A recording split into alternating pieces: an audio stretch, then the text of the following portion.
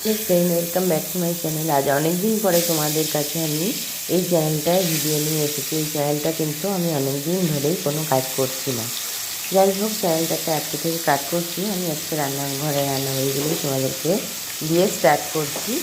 দেখো, আজকে আমার বাড়িতে খোলা মাছ এসেছে। আমরা কিন্তু খুব একটা মাছ টাছ খাই না, অনেক দিন পর আজকে মাছ রান্না করছি। আর সেই জন্যই তোমাদের কাছে দেখাচ্ছি যে দেখো মাছ রান্নাটা কেমন হচ্ছে, তোমরা কিন্তু কমেন্ট করে জানাবে। দেখো, ভোলা মাছটা ভেজে নিচ্ছি। ভেজে নিয়ে এরপরে মাখা মাখা করে ঝোল করব। তোমরা সবাই জানো যে পেঁয়াজ রসুন দিয়েই বেশিরভাগ ভোলা মাছ সবাই রান্না করে খায়। আমিও পেঁয়াজ রসুন দিয়েই ভোলা মাছটা রান্না করব। আগে মাছগুলো ভেজে নিই, কেমন? চলো। আর তোমরা আমাকে অনেক দিন পরে এই চ্যানেলে পাবে। আমি আজকে আমাকে দেখাচ্ছিও না, এরপরে হয়তো শর্ট বা অন্য লং ভিডিওতে তোমরা আমাকে দেখবে। তোমরা আমার সঙ্গে থেকো। জানি না এই চ্যানেলটা চলবে কি না, কারণ হচ্ছে গিয়ে এই চ্যানেলটা আমি আগে জানতাম না। যখন নাকি আমি চ্যানেলটা শুরু করি না, কয়েকবার নিজের ভিডিও কয়েকবার নিজে দেখে ফেলেছি। দেখার কারণে চ্যানেলটাতে মানে কোনো রকম ভিউজ হচ্ছিলো না, সাবস্ক্রাইবারও আসছিল না।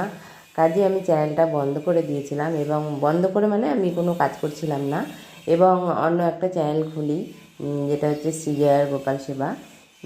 ওটাতেই আমি এখন কাজ করছি।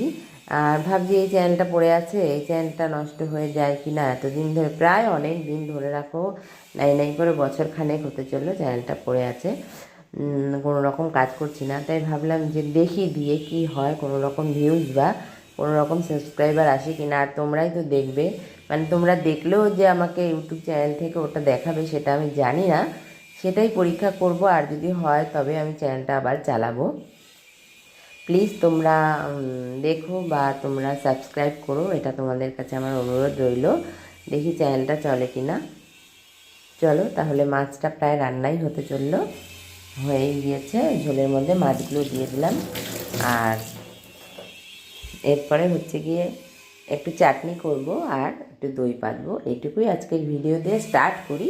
তারপর তোমাদের কাছে আমি খুব একটা লং ভিডিও দিই না। এটা আজকে ভাবলাম যে চ্যানেলটা চালাই, আর কোনো কিছুই ছিল না এখন দেখানোর মতন তোমাদের কাছে, তাই আমি এটা দিয়ে স্টার্ট করলাম। দেখো, মাছটা হয়ে গিয়েছে এবং আমি মাছটা কিন্তু ঢেলেও নিচ্ছি একটা বাটিতে। এরপর আর আর আমার না ঘরে গ্যাসও শেষ হয়ে গিয়েছে, এই জন্য আমি ইন্ডাকশানেই রান্নাটা করছি, তোমরা দেখতে পাচ্ছ। আর এই কড়াইটাও খুব খারাপ, ওই জন্য দেখছো কড়াইটা নাচছে, খুবই নাচছে কড়াইটা। কারণ হচ্ছে কড়াইটা ঘোরে, তলাটা অসমান হয়ে গেছে কড়াইয়ের, ওই জন্য মানে ঘোরে কড়াইটা।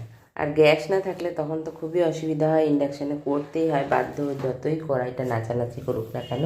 এটাই একমাত্র কড়াই আমার, আর কোনো কড়াই ইন্ডাকশানে বসানো যায় না। ননস্টিকের কড়াই বহুদিন ধরে আমি এটা ব্যবহার করছি, অনেকটা দেখতে খারাপও হয়ে গিয়েছে, কিন্তু রান্না কিন্তু হয়, কিন্তু ঘোরে কড়াইটা, তলাটাও অসমান হয়ে গিয়েছে এই কারণে।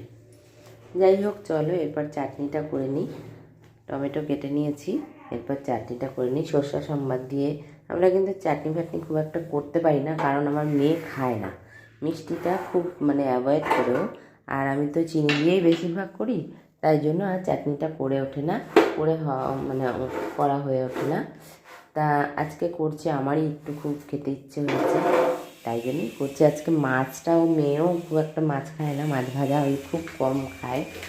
আজকে দুটোই আমার ইচ্ছাই হলো, মাছ এবং চাটনি দুটোই আমার খেতে ইচ্ছে হচ্ছিল, তাই আমি দুটোই করলাম। আর এই দেখো, ঘরে আগের দিন দই পেতেছিলাম, অল্প একটু দই রয়েছে, সেই দইয়ের মধ্যেই, ওই বাটিটার মধ্যেই আমি আবার অল্প 1 প্যাকেট দই পেতে দেবো। দুধটা জাল হয়ে গিয়ে একটু ঠান্ডা ঠান্ডা হয়ে এসছে, এরপর এই দইটা ভালো করে ফেটিয়ে ওটার মধ্যে এই দুধটা ঢেলে দেবো। আজকের মতন আমার ভিডিওটা এখানেই শেষ হবে। তোমরা আমার সঙ্গে থেকো, দেখি চ্যানেলটা চালানো যায় কি না। তোমরা আমার সঙ্গে থেকো প্লিজ, আর কমেন্ট করো নতুন নতুন ভিডিও। যদি চ্যানেলটা দেখি যে চলছে, ভিউজ আসছে, তাহলে আমি চ্যানেলটা কিন্তু চালাবো, এবং শর্ট এবং লং দু রকম ভিডিওই আমি একটু দেবো এটাতে।